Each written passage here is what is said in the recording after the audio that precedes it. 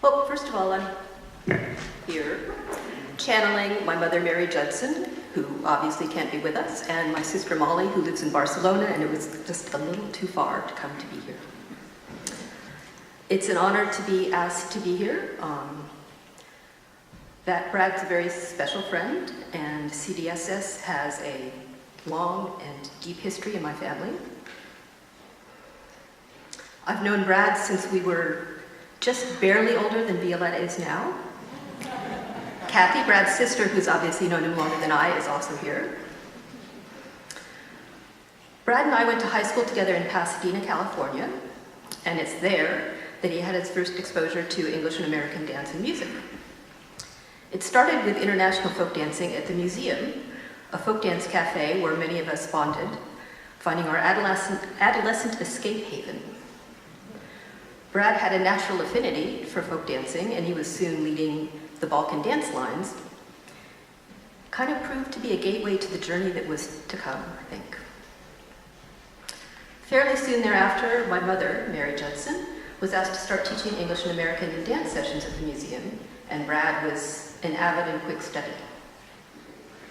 Back at school, we found opportunities to dance. Lydie Scudder, whose family had roots in New England and the old Fitzwilliam contra dances, convinced the school administration that we could have a self-directed folk dance group in lieu of PE. This was something of an accomplishment in light of the fact that the school was kind of more interested in SAT scores than anything else. Lydie taught contras and I think maybe squares, I'm not sure. I taught a longsword dance, a little Morris, and I think English. Under the guidance of Mary, we performed at some of the first Southern California Renaissance fairs, where people who arrived in costume on horseback got in free. This is sort of exurbia LA. Despite being the only male in our little group, most of whom were also a little older than Brad, Brad enthusiastically persevered. I can only imagine how he must have felt in the midst of the chattering and the shenanigans of a group of adolescent teenage girls. The same earnestness, conviction, and energy Brad brought to the folk dancing led him to spearhead the first environmental awareness in our high school. He established a recycling center at the school parking lot, and he orchestrated observation of the first Earth Day. And we're talking the late 60s, I believe, at this point. In the summer of 1971, Brad traveled east with Alice Scudder, Lydie's sister, and Brad came to Dem Day, Demonstration Day at Pinewoods during one of the dance weeks. Much to his surprise, there was a little orchestration going on behind the scenes, and he was invited to stay for the rest of the week. I think my mother had to do with that. Things happened differently in those days. It was a delight to be there to see Brad experience his first Pinewoods and to really totally get the magic that was Pinewoods.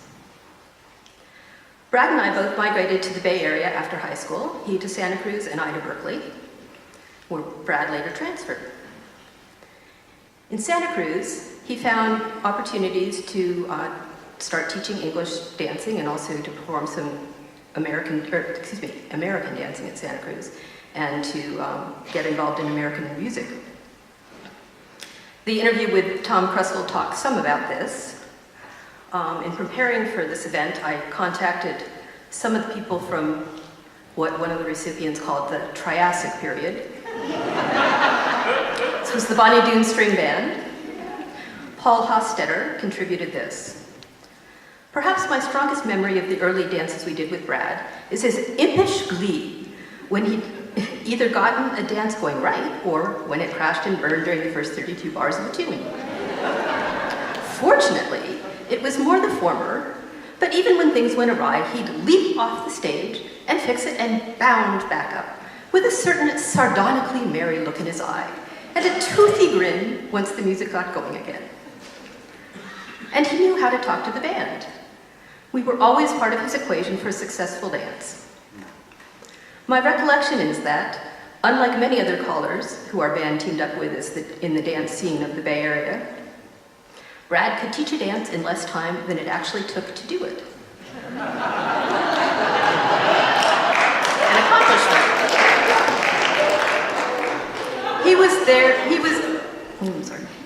great on the mic, but that wasn't why he was at the mic. He was there to get people dancing.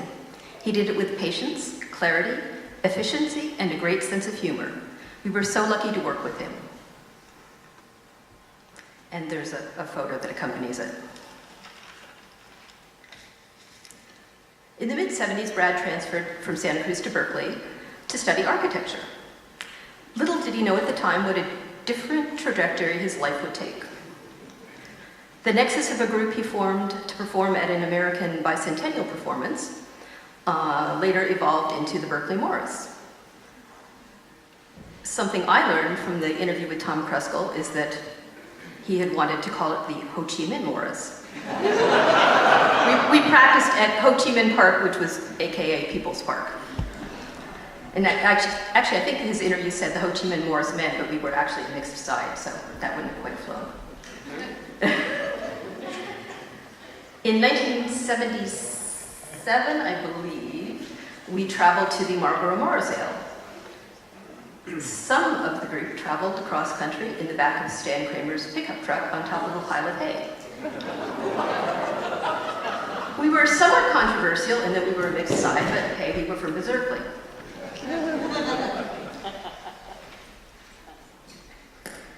Well, I've kept in touch with Brad over the years, and we've had many years that we weren't as much in touch.